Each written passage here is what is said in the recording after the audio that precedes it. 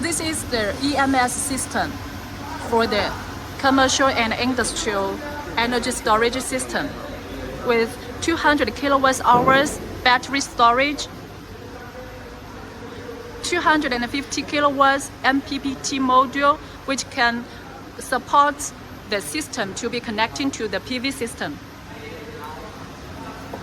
And this is the 250 kilowatts PCS. Here we have the connecting for the battery, the AC in, AC out.